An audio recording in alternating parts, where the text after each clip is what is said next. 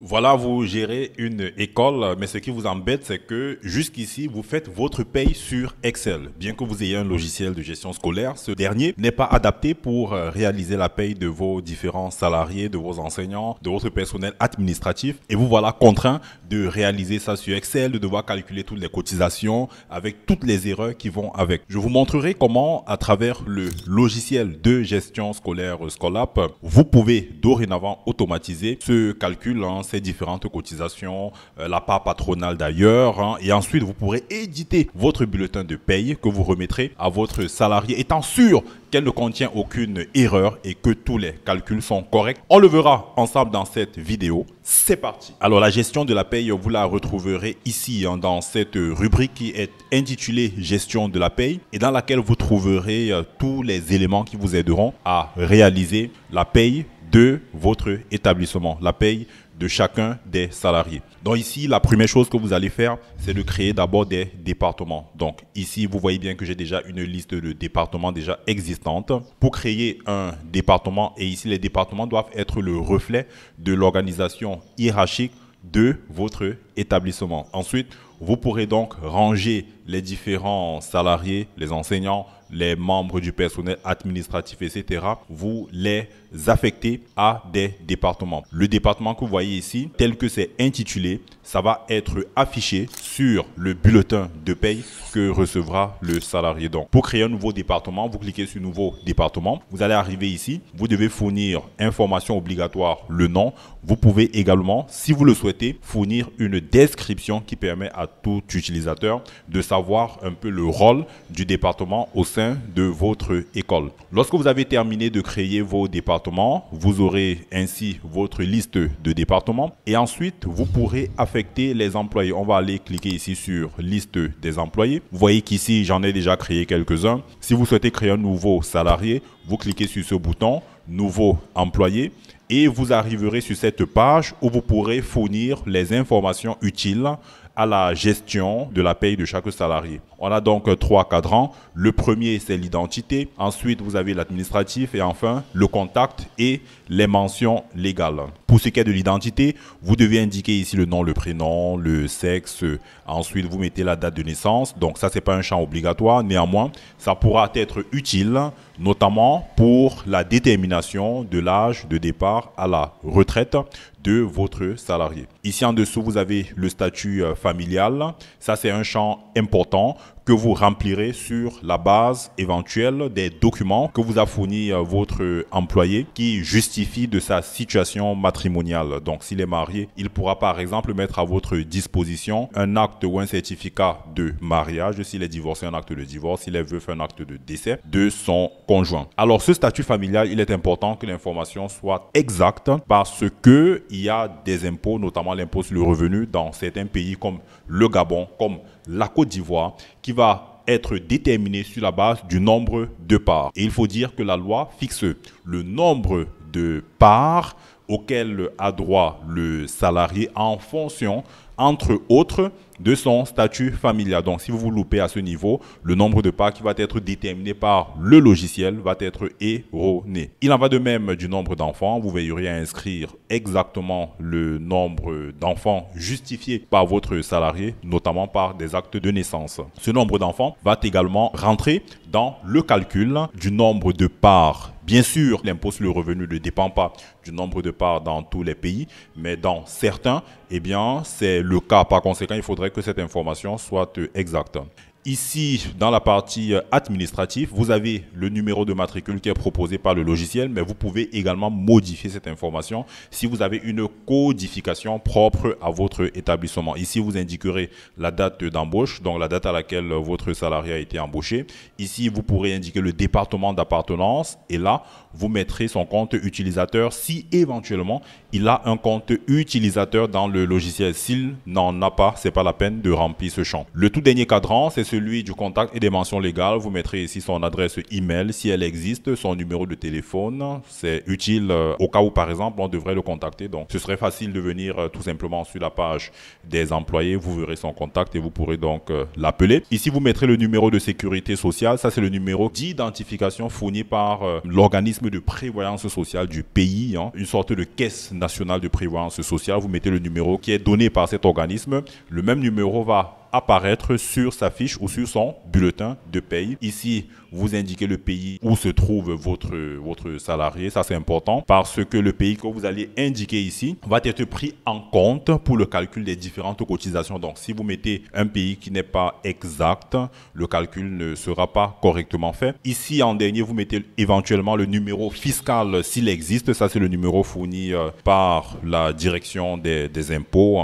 Votre salarié est un contribuable. S'il a un numéro fiscal, vous le mettrez ici. Lorsque vous avez fini, vous cliquez sur le bouton ajouter et ce salarié va venir s'agréger à la liste de vos employés déjà existants. Donc, on vient de voir que en premier lieu, vous devez créer les départements. En deuxième, vous créez donc vos salariés. Troisièmement, vous devez maintenant créer des contrats. Parce que chaque salarié devrait avoir un contrat qui lie, n'est-ce pas, le salarié avec l'établissement scolaire. Le contrat va donc clarifier la relation contractuelle existante entre le salarié et puis votre organisation qui est l'établissement scolaire. Donc pour créer un nouveau contrat, vous venez ici. On va voir ensemble les différents champs à remplir lors de la création d'un contrat. Vous avez ici le champ employé. Ici, j'ai 0 employé. Ça veut dire que tous mes employés ont des contrats. Ici, il va vous proposer de renseigner un contrat pour des employés qui n'ont pas encore de contrat. Donc, si je viens ici, je clique là, je prends ensuite supprimer. On va donc supprimer ce contrat. Une fois que c'est le cas, je vais venir ici cliquer sur nouveau contrat. Vous voyez bien que dans la rubrique employé, je peux maintenant sélectionner cet employé qui, lui, pour l'instant, n'a pas de contrat.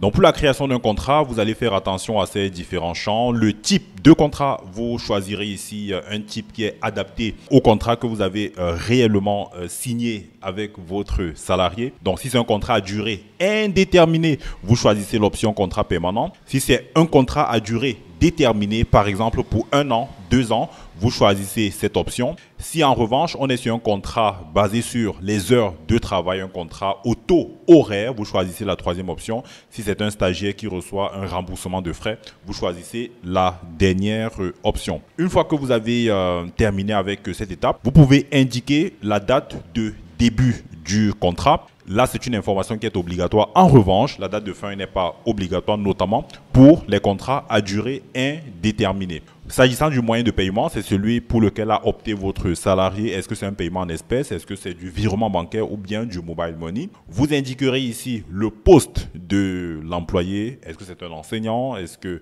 c'est un comptable? Est-ce que c'est un caissier? Vous mettrez ici la référence du paiement. Si par exemple, il a choisi le virement bancaire, vous indiquerez ici son numéro de compte bancaire.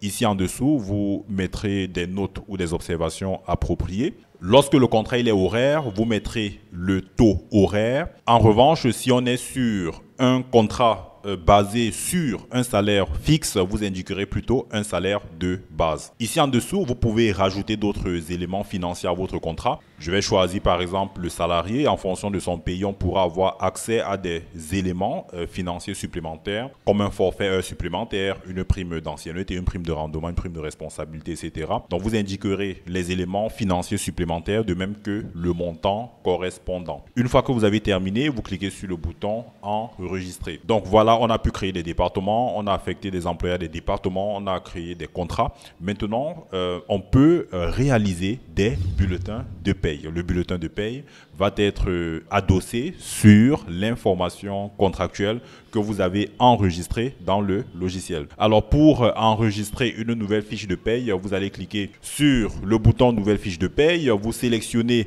l'employé pour lequel vous allez donc enregistrer la fiche de paye. Vous sélectionnez ensuite la période. Vous avez ici un numéro de référence qui vous est proposé automatiquement. Le salaire de base qui est remonté ici est celui que vous avez enregistré sur la partie contrat. Donc les éléments du contrat vont ressortir ici, notamment le salaire de base, les éléments variables du contrat que vous avez, les éléments supplémentaires, je veux dire, du contrat que vous avez également enregistrés vont remonter à ce niveau. Par exemple, pour cet employé, on a comme élément supplémentaire en dehors du salaire de base, les éléments de gain. On a le forfait supplémentaire, on a la prime de rendement qui est un élément fixe. Mais lorsque vous faites votre bulletin de paye, vous pouvez tout à fait modifier le montant des éléments variables, tout comme vous pouvez modifier le salaire de base. Mais en principe, vu que c'est contractuel, je ne vois pas comment vous apporterez des modifications là. Donc, ça va rester tel que fixé par le contrat. Vous pouvez également rajouter ce qu'on appelle ici des éléments de gains variables, qui vont être des gains qu'on va retrouver dans un mois donné, mais pas forcément dans un autre. Vous pouvez par exemple choisir de lui verser une prime de responsabilité au mois d'août. Vous indiquerez ici le montant correspondant.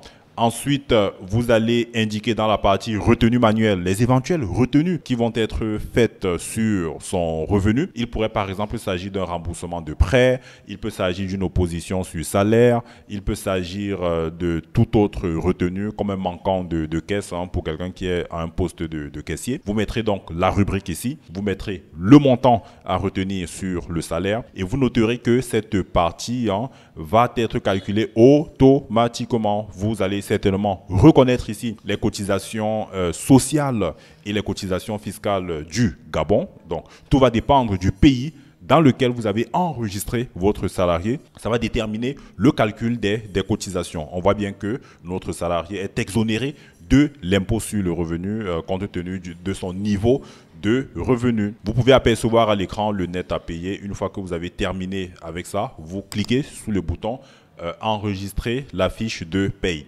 Une fois que vos différentes fiches de paye sont enregistrées, ces fiches de paye vont s'afficher tout simplement ici. Et qu'est-ce que vous pourrez faire? Vous pourrez maintenant éditer votre fiche de paye. Alors pour éditer la fiche de paye, c'est pas bien compliqué. Vous venez cliquer sur ce bouton. Ensuite, vous prenez le bouton, vous cliquez sur imprimer. Voilà votre fiche de paye qui va donc apparaître à l'écran. Vous avez le logo, vous avez le nom de votre établissement, vous avez la mention fiche de paye, vous avez l'entête qui porte ici les informations du salarié. Vous avez ce bloc qui comprend les gains et les retenues salariales. Donc, vous avez les différents gains. Vous avez ici les retenues qui sont faites sur son revenu. Ensuite, ici, vous avez un résumé de sa fiche de paye, l'ensemble des gains, les retenues salariales, le net à payer. Et puis en dessous, vous avez les charges patronales, les cotisations à la charge de l'employeur. Donc voilà, vous avez pu enregistrer vos salariés, vos employés dans des départements, vous les avez affectés là-bas. Ensuite, vous avez défini dans le logiciel les clauses contractuelles qui vous lient à chacun de vos salariés. Vous avez vu comment pour chaque mois, vous pouvez maintenant produire les fiches de paye. Maintenant, pour vos différentes déclarations sociales et déclarations fiscales, il va être intéressant de générer ce qu'on appelle un livre de paye ou encore un journal de paye qui va être le récapitulatif de la paye de la période. Comment on sort ce document? Vous allez venir ici dans le volet gestion de paye, vous cliquez ici sur exporter le journal. Ensuite, vous venez sélectionner la période de paye. Ici, pour l'instant, j'ai une seule période. Et vous cliquez sur le bouton exporter vers Excel. Donc, j'ai ouvert ici la fiche de paye. On va rapidement regarder ça ensemble. Donc, ici, vous avez en ligne les informations sur chacun de vos salariés. Et en colonne, vous avez les différentes rubriques. Donc ici, vous avez le total de gains, ça fait 849 000. Si vous souhaitez avoir le détail de ce total de gains, on va chercher la couleur correspondante. Voilà donc à quoi ça correspond. Vous verrez ici en dessous 849 000. Donc vous avez ici les différentes rubriques, heures supplémentaires, prime de rendement, salaire de base, salaire horaire pour ceux qui sont au salaire horaire. Ici, vous avez également les retenues employées. Voici la rubrique correspondante, 91 650. Si vous venez ici, on va totaliser ça, 91 650. Et puis là, vous avez dans cette partie les charges patronales, donc les différentes charges supportées par l'employeur pour le compte de ses différents salariés. Ainsi, si vous devez par exemple déclarer la contribution CNAM-GS, alors c'est pas bien compliqué, vous irez tout simplement dans cette colonne et même si la déclaration doit être faite en ligne, vous récupérez les montants ici et vous les renseignez en ligne. Ce sont ces montants qui vous serviront à faire le virement bancaire ou le paiement par mobile money au profit de cet organisme. Donc la fiche de, qu'est-ce que je raconte? Je parle ici du livre de paye, encore appelé journal de paye, va fournir toutes les informations détaillées vous permettant de réaliser vos différentes déclarations d'une part, vous permettant également de réaliser des contrôles sur la rémunération que vous avez tout simplement calculée via le logiciel et de vous assurer que tout est OK. Donc voilà pour la vidéo que je souhaitais vous faire sur la gestion de la paye. Donc si vous souhaitez disposer de 14 jours de test gratuit, il y a mon contact, il y a nos contacts en tout cas dans la description de cette vidéo. Vous pouvez donc nous contacter pour bénéficier de 14 jours de test gratuit afin de voir comment cette solution vous aidera, vous soulagera et vous aidera donc à gagner du temps dans la gestion de votre établissement. Sur ce, je vous dis à la prochaine dans une nouvelle vidéo sur la chaîne Skoll App.